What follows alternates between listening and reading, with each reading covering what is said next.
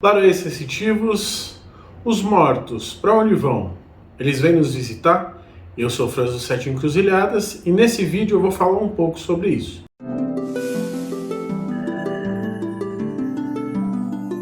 Todo mundo já perdeu alguém e dentro da tradição que eu sigo, da Quimbanda, da Umbanda, esses entes queridos, parentes, amigos, eles continuam transitando entre nós.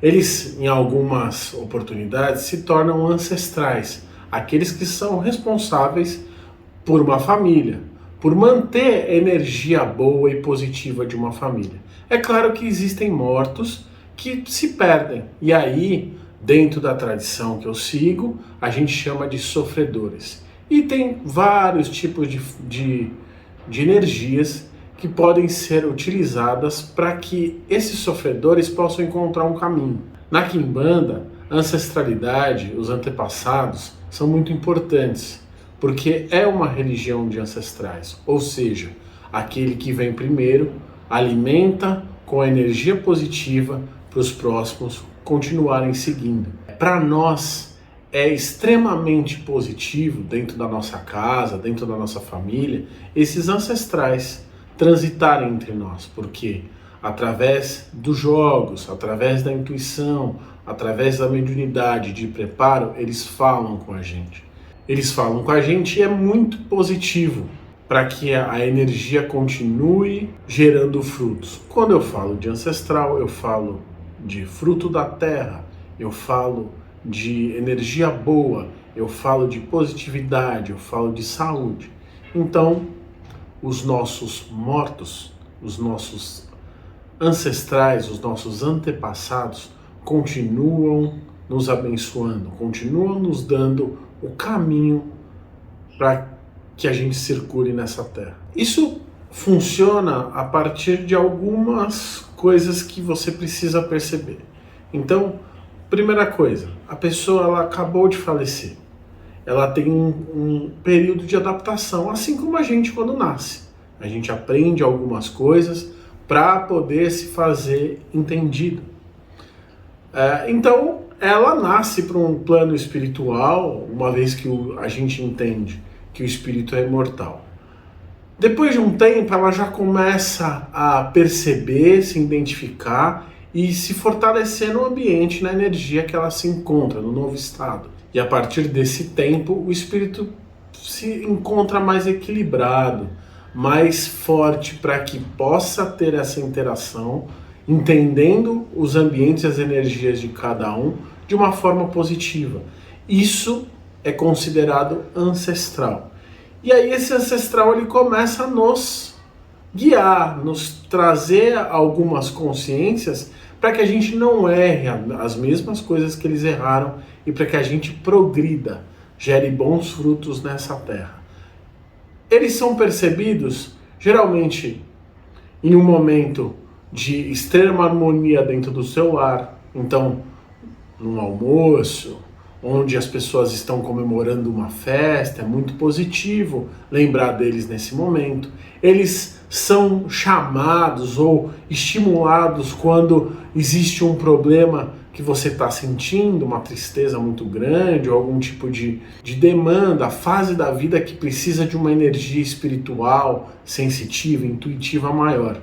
Então, ele se faz mais presente. É claro que ele não fica 24 horas com você, mas ele está em pensamento com você. Pensa naquele amigo ou parente distante que está dentro do coração, a gente ama demais, só que não está todo dia na sua casa, não está todo dia nas suas ações. Esse é o ancestral, ele te ama demais, você tem uma ligação muito forte com ele e ele não fica toda hora em tudo que você faz, mas em momentos onde existe uma grande comoção emocional, sensitiva, ou seja, numa festa de família, no momento onde você precisa de uma resolução, de uma energia, o ancestral ele se posiciona para conseguir te dar uma intuição, um caminho, uma ferramenta que te leve à resolução do problema. Todo mundo já teve aquele insight, aquele pensamento, puxa, e se eu fizesse isso? Ou aquela emoção muito boa dentro de uma festa, com os parentes, uma nostalgia legal. Então, eu lembrei daquele evento que estava todo mundo reunido e talvez tenha uma ou duas pessoas ali que não estão mais no plano físico. Nesse momento, o ancestral se posiciona. É muito importante que se preste atenção em algumas características nesse momento. Então, características de extrema emoção, extremo sentimento com o meio. Às vezes você percebe coisas na sua casa, você percebe coisas no evento que vão te comovendo de uma forma positiva e que você não entende o que está acontecendo. Isso é um sinal que o ancestral está próximo. O segundo sinal, é claro, é a memória. Então, putz, eu gostaria que o meu avô, a minha avó estivesse... Eu lembrei dessa comida e lembrei como a minha avó preparava, como meu avô fazia, lembrei de uma piada. Nesse momento, é um segundo sinal que o ancestral está próximo de você. E um terceiro sinal é aquele momento, talvez, de reflexão, um momento onde você está sozinha pensando em um problema, alguma coisa que você precisa resolver e vem um insight. Vem, putz, eu deveria fazer isso. E se eu tentasse assim? Né? Então são 3 sinais que você pode prestar atenção e pode ter certeza que o ancestral está perto. No meu caso, eu sempre tenho muita presença do meu avô. Meu avô foi uma figura para mim muito importante. Eu tenho o nome do meu avô. Então, o meu avô, ele sempre saía das situações de uma forma engraçada, uma forma leve. Quando eu tenho algum tipo de problema, algum tipo de coisa para resolver, eu lembro muito da presença, da fisionomia dele e de alguns conselhos. Eu costumava jogar muito xadrez com ele. Ele me ensinou a jogar xadrez. E muitas vezes a gente se depara com problemas que parecem verdadeiras jogadas de xadrez, onde você precisa pensar, analisar toda a situação. E eu sou uma pessoa muito reflexiva. Então, quando eu paro e penso e foco na solução de um problema, eu sempre lembro do meu avô me ensinando a jogar xadrez. E eu sinto a presença dele. E ele sempre me falava uma frase muito importante que eu levo para a minha vida. Enquanto você acordar, é tempo de você resolver. Dá tempo de você resolver. Então, essa é uma frase, esse é um sentido que eu levo para a minha vida, que eu levo para a minha religião, que eu levo para a minha família, que eu levo para a minha casa e para as pessoas que me procuram. Então, enquanto você acordar, é tempo para resolver. Tem outros casos ainda que as pessoas elas ainda não se adaptaram, então você vai sentir muita saudade, você vai sentir aquela tristeza e às vezes incontrolável. Nesse caso, a gente precisa prestar atenção em alguns fatores. Primeiro, o fator das resoluções. Às vezes, a pessoa, o ente querido vai embora e você não resolveu aquela coisa, aquela mágoa, aquela discussão, aquele desentendimento. E há tempo de resolver. Existem alguns rituais simples que você pode fazer dentro de casa. Por exemplo, quando você vai fazer aquela comida que todo mundo gosta, todo mundo ama, por exemplo, na minha casa eu gosto muito de lasanha.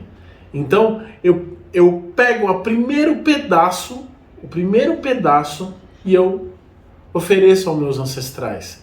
E peço para que, se tem alguma coisa que faltou resolver da minha parte, eu peço perdão, eu peço desculpas, eu peço para que se solucione. E cada ato que eu faço isso, cada parte da comida, do alimento que me sustenta, que eu ofereço para o meu ancestral, eu estou ajudando a resolver e a desnosar esse problema.